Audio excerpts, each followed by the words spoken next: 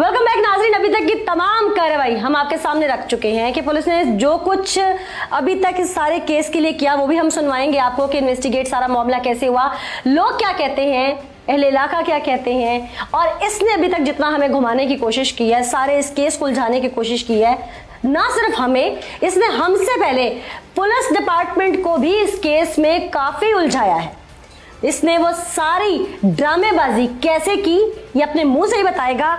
अभी तक तो जो कुछ तो मुझे कह रहे थे कि तुम्हारी बीवी गलत है, उसका किसी के साथ ताल्लुक है, लोग ये बात मानने को तैयार नहीं है। बस अब गलती हो गई, ये गुनाह हुआ है, गलती अनजाने में होती है। अच्छा, ये सारा ड्रामा रचाया कैसे था? शब मिराज थी उस रात, मैंने बच्चियों को दूध दिया और नमाज अदा की है। मेरी बीवी कहती है कि मैंने दवाई लेने जाना है। दवाई लेने का बहाना करके वो निकली है और वापस नहीं आई। फिर कितनी देर? तकरीबन 10-11 बजे तक वापस नहीं आई। मैं कॉलिंग करता रहा हूँ, उसके बाद उसने कॉल अटेंड नहीं की। पता था कि वो कितने बजे निकली थी? तकरीबन 8:30 बजे। और 11 बजे तक वापस नहीं आई? नहीं आई, नहीं, सारी रात ही नहीं आई। सारी रात नहीं आई? जी, सारी रात ही नहीं। अभी तो 10-11 बजे तक कह रहे हो। 10-11 बजे मैंने रब्ता किया ना। अच्छा, मैंने कहा दवाई लेके वापस क्यों नहीं आई अभी तक? तो क्या कहा उसने? कॉल ही अटेंड नहीं की उसने। फिर मैं बच्चों को उधर बिठा के घर निकला हूँ फिर उनकी तलाश में। मुझे पता था कि वो 106 WB में वहाँ फसलात में जाते हैं। इतना एग्जैक्ट सारा कुछ पता था, और बकौल तुम्हारे के इतने साल से उसका ताल्लुक था, जो कि तुम मुझे पहले बता चुके हो। तो 3 साल से तुम्हारी गैरत जो थी वो सोई हुई थी और अचानक उस रात जाग गई, और तुम्हें एग्जैक्ट लोकेशन भी पता चल गई थी। मैं ढूंढता ढूंढता उनके पास चला गया। मैं ढूंढते ढूंढते क्या तुमने टॉर्च लेके, जैसे वो फसलों में से इंसान किसी चीज को ढूंढते ऐसे ढूंढ रहे थे? नहीं, फसलों में मोटरसाइकिल था मेरे पास।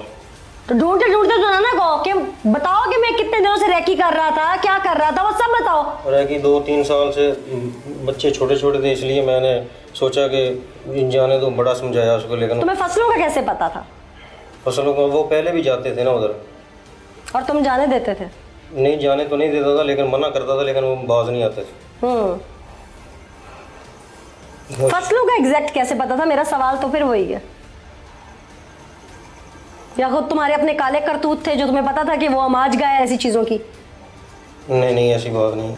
बड़ी जल्दी इस चीजों को समराइज करने की कोशिश कर रहा है कि मैं ढूंढता ढूंढता चला गया, जबकि हकीकत ये है कि इसने इस बात की घात लगाई हुई थी, जो कि अब तक मुझे या देखने वालों को समझ आ चुके होंगे। तुम जितना मर्जी बेवकूफ बना लो। नहीं, बेवकूफ नहीं बना। कितनी देर से घात लगाई हुई थी इस सारे मामले की? काफी 2-3 साल से मैं देख रहा था। प्लान कर रहे थे?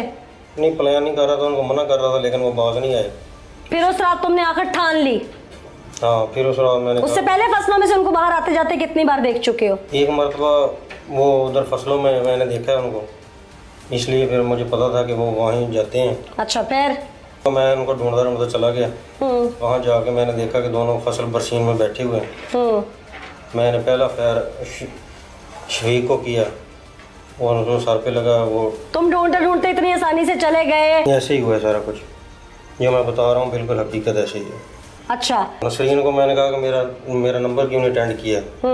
वो कह रही कि नहीं अटेंड किया तो क्या हुआ फिर? तो मैंने उसको भी फैर मार, वो भागने लगी उठ के, मैंने उसको भी फैर मार दिया। इस सारे मामले को चूंकि पुलिस ने बहुत बारीकी से इंटेरोगेट किया है, डीपीओ साहब भी स्पॉट पर मौजूद थे, इस वक्त पीआरओ टू डीपीओ भी हमारे साथ मौजूद है, और इसके साथ साथ जिन एसएचओ ने सारे मामले की इन्वेस्टिगेशन की है, एसएचओ मोहम्मद मुमताज साहब, वो भी हमारे साथ मौजूद है, उनसे जानते हैं। मुमताज साहब, सारा मामला बारीकी से देखा गया, डबल मर्डर है, ब्लाइंड मर्डर था, फिर इसको डिग आउट किया गया। क्या एक शख्स 2 लोगों को इस तरह से खुले आसमान तले गोली मार सकता है? वो घर नहीं था, कोई जगह नहीं थी जहाँ से वो भागने में कामयाब ना हुए हो, तो इसके साथ क्या कोई और मास्टरमाइंड भी था? बिस्मिल्लाहिर्रहमानिर्रहीम। एक यासीन नामी आदमी ने एक दरख्वास्त दी कि मेरी बीवी मुसम्मा नसरीन जो है वो किसी ने अगवा कर लिया है। नेक्स्ट डे मैं अपने इलाके में गश्त पे था, तो मुझे एक प्राइवेट शख्स की टेलीफोन पे कॉल आई कि 100 नंबर 106 में 2 डेड बॉडी पड़ी हैं। मैं फौरी तौर पे अपनी टीम के हमरा चक नंबर 106 में पहुंचा, जहां वो डेड बॉडी पड़ी थी। इन्वेस्टिगेशन में चीजें सामने क्या हुई? मेरा सवाल वही है कि क्या ये अकेला था या मास्टरमाइंड कोई और भी है? की तफ्तीश चल रही है, क्लैरिटी होना बाकी है। पिस्टल जो है आला कत्ल वो मौके से बरामद हुआ।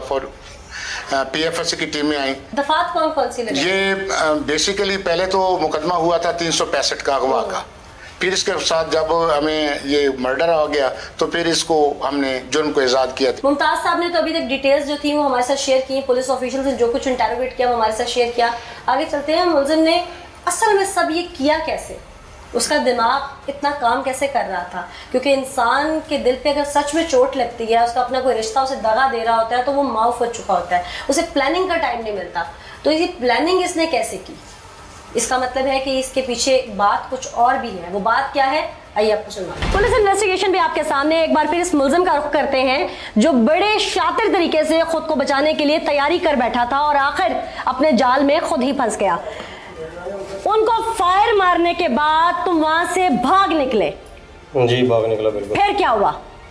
फिर उसके बाद मैं घर आ गया, मैंने सोचा कि अब पुलिस मुझे ढूंढ लेगी। फिर मैंने थाने आके एप्लीकेशन दी। किस चीज की? अपनी बीवी के गवाह की। अच्छा, जी। फिर SHO साहब ने FIR दे दी अगवा की। हाँ। और तुम उसके मुद्दई थे? जी बिल्कुल, मैं मुद्दई बन गया।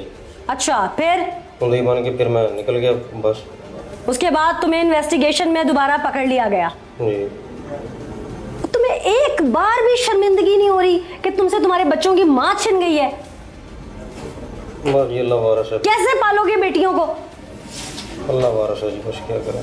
चलो तुम उसको तलाक दे देते, छोड़ देते, तुम अलहदगी इख्तियार कर लेते, अगर दीन को थोड़ा पढ़ लेते तो दीन में तो बिस्तर अलहदा करने का पहले हुक्म है, वो फिर ना माने तो उससे अलहदगी इख्तियार कर कमरा अलहदा करने का हुक्म है, फिर अगर बीवी ना माने तो फिर उसके बाद उससे तलाक देने का हुक्म है।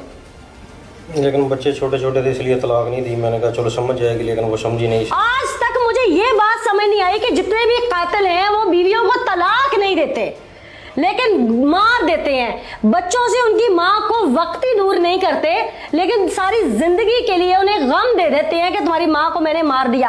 अब कैसे फेस करोगे अपनी बेटी को कि मैं कातिल हूँ? बस मुझसे गुनाह हो गया, बस लम्बा। हिम्मत है उसके सामने जाने की? नहीं, बिल्कुल नहीं है कि मैंने तुम्हारी माँ को मार दिया है? बिल्कुल कोई हिम्मत। बेटा क्या पूछेगा कल को बड़ा होकर कि मैं कातिल बाप का बेटा हूँ? बस सारी जिंदगी उन्हें खानदान ताने देगा। तुमने तो ना मासूम बच्चों के लिए माँ छोड़ी ना बाप छोड़ा। क्या सजा होनी चाहिए तुम्हारी, अपने मुंह से बताओ। बस ये अल्लाह माफ करे, क्या होगा। अल्लाह ने तुम्हें माफ करना है या नहीं करना है ये तो अल्लाह पे डाला ना। जी। दुनिया में इंसान का ज़मीर भी कोई चीज है कि नहीं? ये कानून तुम्हें क्या सजा दे? जो 302 की सजा बनती है वही होनी चाहिए। तुम्हें पता है 302 की क्या है? पता नहीं। जब पता नहीं है तो फिर ये सब किया कैसे है? बस कर दिया। जो सजा तुमने अपनी बीवी के लिए मुख्तस की है ना, कानून तुम्हारे लिए अब वही सजा मुकर्रर करेगा। जानते हो ये बात? जानता हूँ। इल्म में है ना 302 की क्या सजा है? जी बिल्कुल है। अभी तो नहीं थी, शुक्र है याददाश्त वापस आ गई है। नाज़रीन, ये ऐसा ड्रामेबाज शख्स है जिसने पहले पुलिस को उलझाया, इसने उससे पहले घर में वेपन अरेंज किया और जिस तरह का ये ड्रामेबाज है मैं पूरे यकीन से कह सकती हूँ कि इसका वेपन भी इलीगल था।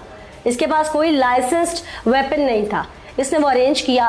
उस रात इसने सोच लिया कि आज मैंने यहाँ पे ज़मीन पर ही खुदा बनने की कोशिश करनी है। तौबा नाउज़ बिल्लाह, फिरौनियत इसके ऊपर इतनी थी कि इसने अपनी बीवी की ज़िंदगी और मौत का फ़ैसला उस दिन खुद लिखा।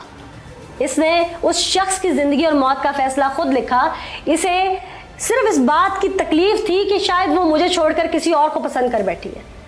तो ऐसे में इसने इंतकामन उसे तलाक देने की बजाय उसकी ज़िंदगी छीन ली और आज ये कह रहा है कि जो कुछ किया है ठीक किया है। बस शर्मिंदा हूँ इसलिए कि अब हथकड़ी लग गई है, शर्मिंदा हूँ इसलिए कि अब कातिल करार दिया जा चुका हूँ, क्योंकि ये तो बड़े ही शातिर तरीके से FIR उसकी दे के अगवा की ये निकल गया था। और पुलिस के लिए एक बड़ा चैलेंज था कि किसी मुद्दई को मुलजिम साबित करना, क्योंकि जब मुद्दई पे पुलिस डिपार्टमेंट प्रेशर डालता है तो इन लोगों के भैया मुद्दई जितने भी ऐसे होते हैं जो शातिर मुलजिम होते हैं लेकिन वो मुद्दई बने हुए होते हैं, तो ऐसे मुद्दई चीख पड़ते हैं, वो कोर्ट के जरिए पुलिस पे प्रेशर डालते हैं, बहुत सारे हरबे आजमाते हैं। लेकिन शायद इसने पकड़े जाना था वो ऐसी मुबारक रात थी जिसमें इसने ऐसा गुनाह कर दिया था कि ये उस गुनाह की पकड़ में था, और उस पकड़ के नतीजे में ये दुनिया के सामने इसने अया होना था, इसका चेहरा सामने आना था कि जो गुनाह इसने किया है उसमें इसने शर्मिंदा होना था, और आज ये आप सबके सामने है।